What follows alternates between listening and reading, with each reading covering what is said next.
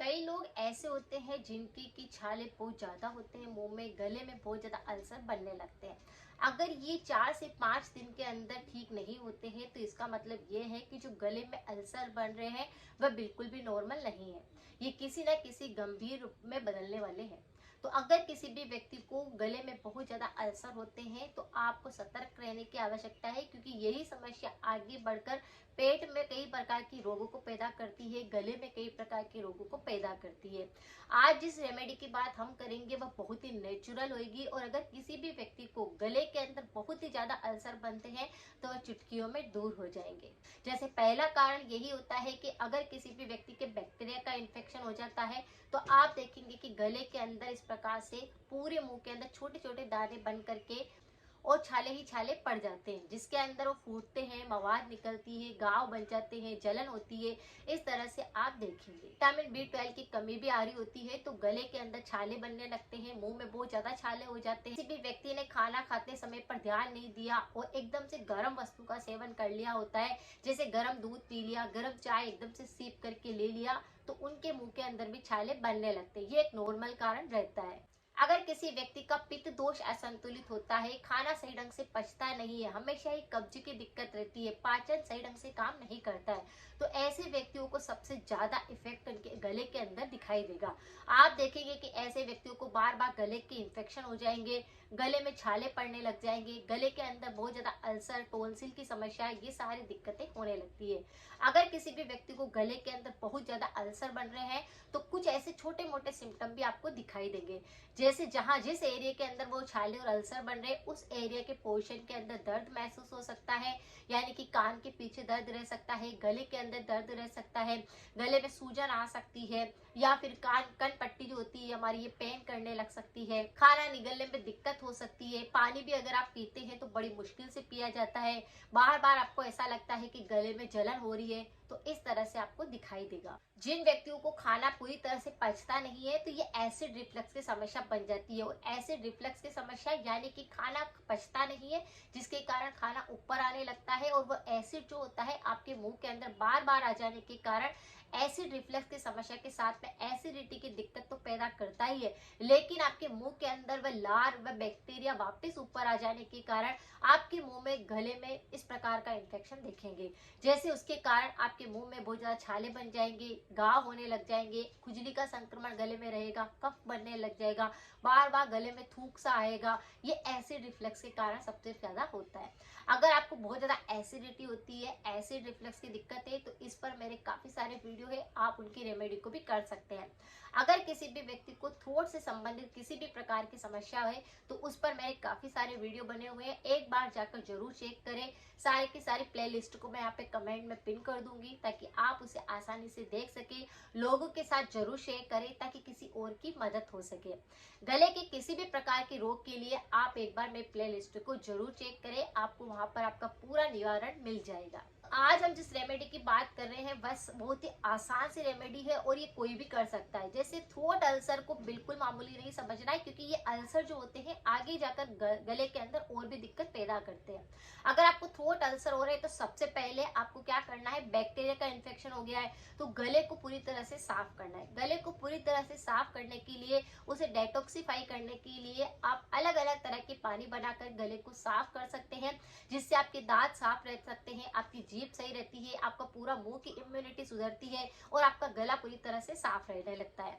ये तो हमेशा ही व्यक्ति को करना ही चाहिए। जैसे कि अगर आपके पास बिल्कुल टाइम नहीं है तो आप सप्ताह के अंदर एक दिन तो जरूर अपने गले को साफ करें, गरारे करके, मुंह को अच्छे से क्लीन करें, अलग अलग तरह के पानी बना करके। अगर आपके बहुत ज्यादा गले के अंदर अल्सर हो रहे हैं तो आपको क्या करना है, जैसे कल मैंने एक वीडियो पोस्ट किया था कि अगर दांत के अंदर बहुत तेज दर्द होता है तो आप इस पानी से कुल्ले करें, गरारे करें, जिससे कि आपका दांतों का दर्द भी ठीक होएगा, बैक्टीरिया भी खत्म होंगे और आपकी गले की और मुंह की इम्यूनिटी भी सुधरेगी। सेम अगर आपको बहुत ज्यादा अल्सर बनते हैं तो आपको क्या करना है, एक पानी ग्लास भरकर आपको गर्म करने के लिए रखना है, उसमें अदरक को कद्दूकस करके डाल देना है, उसी में कच्ची हल्दी आती है, अगर आप आपके पास नहीं है तो आप हल्दी पाउडर डाल दीजिए, पानी को अच्छे से गर्म कर लीजिए और फिर इस पानी में नमक डाल करके इस पानी से आप बार बार गरारे करें, कुल्ले करें, तो आपकी मुंह की इम्यूनिटी सुधरने लगती है। आपके मुंह के अंदर जितने भी बैड बैक्टीरिया है वह खत्म होने लगते हैं, जिसके कारण आपको बार बार गले के अंदर इन्फेक्शन नहीं होते, गले में दर्द नहीं होता, सूजन नहीं आती, लालिमा नहीं आती, टोंसिल खराब नहीं होते हैं, दांत खराब नहीं होते हैं। तो इस तरह से आपको क्या करना है, पहले गरारे करने हैं, पूरे मुंह को पूरी तरह से साफ करना है, फिर आप कोई रेमेडी अप्लाई करेंगे तो वह उस पर जल्दी से काम करेगी। जब आप गरारे करेंगे तो सबसे पहले आपका पित्त दोष पूरी तरह से संतुलित होएगा। जब आपको मुंह की इम्यूनिटी सुधरने लग जाएगी, आपका पाचन सही से काम करने लग जाएगा, बैक्टीरिया खत्म हो जाएंगे। एसिड रिफ्लक्स के कारण जो बार बार एसिड ऊपर आया है या फिर उसके कारण जो बैक्टीरिया ऊपर आ चुके हैं वह पूरी तरह से क्लीन हो जाएंगे। तो सबसे पहले गरारे करना ये पहला उपाय है। जब भी आप रेमेडी अप्लाई करते हैं उससे पहले अपने मुंह को साफ करना जरूरी होता है और उसे अच्छे से क्लीन करना जरूरी होता है। अब दूसरा उपाय क्या है कि पालक, जो कि सर्दी का एक सबसे अच्छा फूड होता है, ये अभी बहुत अच्छे से आता है बाजार के अंदर। आपको क्या करना है, पालक की रेमेडी यहाँ पर करनी है। यहाँ पर पालक की मैं 2 तरह के उपाय बताऊंगी। अगर आपको गले में, मुंह में कहीं पर भी बहुत ज्यादा छाले, अल्सर बन रहे हैं तो आप पालक की पत्तियों को बाजार से लेकर आइए, उन्हें साफ कर लीजिए ताकि उनमें मिट्टी ना रहे। उनको अच्छे से साफ पानी से 2 से 3 बार धो लीजिए क्योंकि उनमें मिट्टी लगी होती है। ये पालक बहुत ही ज्यादा एंटीऑक्सीडेंट से भरा होता है, एंटी फंगल होता है, एंटी बैक्टीरियल होता है। इसमें काफी सारे पोषक तत्व होते हैं जो कि हमारे गले की इम्यूनिटी को सुधारते हैं, हमारे मुंह की इम्यूनिटी को सुधारते हैं, हमारे बैक्टीरिया को खत्म करते हैं और जो फंगल इन्फेक्शन होने लगता है या गले के अंदर दर्द रहता है उसको ये खत्म करता है। ये घाव बढ़ने में, दर्द को खत्म करने में, जलन को ठीक करने में, सब में काम आता है। तो आपको पालक की पत्तियों को अच्छे से साफ कर लेना है, धो लेना है। 2 उपाय। पहला उपाय क्या है कि पालक का आपको अर्क बनाना है।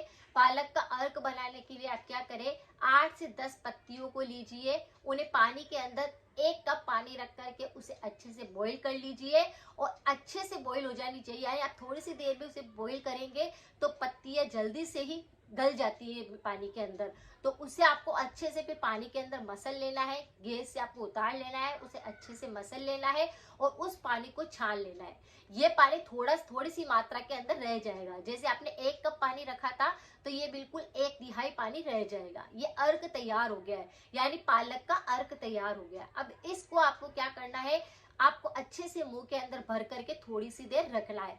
जहां पर आपको ऐसा लगता है कि छाले हो गए हैं, अल्सर हो गया है, तो अपने मुंह के अंदर इसको पूरी सी भर करके थोड़ी देर छोड़ देना है। उसे उतारना नहीं है, उसे अपने मुंह के अंदर ही रखना है। कम से कम 5 से 7 मिनट तक आपको आपके मुंह के अंदर उसे अच्छे से घुमाना है, उसे रखना है। क्योंकि जो पालक के जितने भी पौष्टिक तत्व है, जैसे जिंक, आयरन, कैल्शियम, जितने भी सारे पौष्टिक तत्व है वह आपके सारे बैक्टीरिया को खत्म कर देंगे। जो बैड बैक्टीरिया अंदर हो चुके हैं, इम्यूनिटी कम होने लगी है, तो आप इसे थोड़ी सी देर अपने मुंह के अंदर भर कर रखेंगे तो आप देखेंगे कि आपको काफी अच्छा रिजल्ट मिला है। जो घाव हो गए थे छालों के कारण, उनमें दर्द हो रहा था, सूजन आ गई थी, लालिमा थी, वह सब खत्म हो गई है। तो इससे आपको थोड़ी सी देर अच्छे से मुंह के अंदर रखना है, घुमाना है और फिर इसको थूक देना है। इस तरह से इसे 2 या 3 बार आप कर सकते हैं अगर एक ही बार में नहीं होता है तो। इस पालक के अर्क से आपकी गले के अल्सर खत्म हो जाएंगे, मुंह के अल्सर खत्म हो जाएंगे। बहुत ही नेचुरल रेमेडी है, आप इसको कर सकते हैं। अब दूसरा उपाय जो पालक का ही है, अगर आपसे यह नहीं होता है तो आप इस तरह से भी अपने उपाय को करके अपने मुंह के अल्सर को सही कर सकते हैं। आपको क्या करना है, कुछ पालक की पत्तियों को ले लेना है और उन्हें साफ कर लेना है, धो लेना है, मिट्टी ना रहे। अब उन्हें अच्छे से चबा चबा कर आपको खाना है। कच्ची ही पालक की पत्तियों को आपको लेना है और उनको मुंह के अंदर रख करके अच्छे से चबा चबा कर खा लेना है। यानी ये क्या करेगा, आप जैसे उसे चबाएंगे एक लार बनेगी और सारे एंटीऑक्सीडेंट आपके मुंह के अंदर रहेंगे, जिसके कारण मुंह की इम्यूनिटी सुधरेगी। पालक का रस निकलेगा, वो आपके पूरे मुंह के अंदर लग जाएगा, जिसके कारण कहीं पर भी अगर बैक्टीरिया छुपा हुआ होगा तो वह पूरी तरह से खत्म हो जाएगा। इसे आपको पूरा चबा करके अपने पेट के अंदर नहीं उतारना है, यानी अच्छे से पालक के पत्तों को चबा लेना है और फिर उन्हें थूक देना है। ऐसा आप 4 से 5 पत्ते भी अगर चबा लेते हैं तो आपके गले में जो अल्सर हो चुके हैं, घाव हो गए हैं, मुंह में पूरा भर चुका है छालों की वजह से, वह सारे के सारे दिक्कत को ठीक कर देगा। इससे आपका दांत दर्द भी ठीक होता है, आपकी जीभ भी साफ होती है, आपके मसूड़े अच्छे हो जाते हैं। तो इस तरह से आप दोनों ही रेमेडी में से जो रेमेडी आपको अच्छी लगती है, आसानी से कर सकते हैं, उसको आप कर लीजिए। इससे आपके थ्रोट अल्सर, माउथ अल्सर बिल्कुल ठीक हो जाएंगे। अगर पालक का रस थोड़ा सा अंदर पेट में चला भी जाता है तो ये पेट की श्लेष्मा जो झिल्ली होती है उसको प्रोटेक्ट करता है, इसीलिए आपको घबराने की आवश्यकता नहीं है। ये काफी ज्यादा फाइबर होता है और ये फाइबर का पावर हाउस बोला जाता है। यानी साथ में ही आपको परहेज जरूर करना है। ये प्रोडक्ट को आपको नहीं खाना है। जब तक मुंह के अंदर अल्सर बनते हैं या फिर मुंह में किसी प्रकार का इन्फेक्शन होता है, तब तक व्यक्ति को डेयरी प्रोडक्ट नहीं लेना है। और अगर आप अचार नहीं खाते हैं, पैकेट वाले आइटम नहीं खाते हैं, गरम ठंडा एक साथ नहीं खाते हैं, तो आपके गले संबंधित सारी की सारी दिक्कतें बिल्कुल सही होने लगती है। तो ये बिल्कुल परहेज के साथ में रेमेडी को अप्लाई करिए, आपको 100% आराम मिलेगा। तो को लाइव भी किया कीजिए, जिससे कि मुझे मोटिवेशन मिलता है। मिलते हैं फिर नेक्स्ट जानकारी के साथ में। Thank you so much.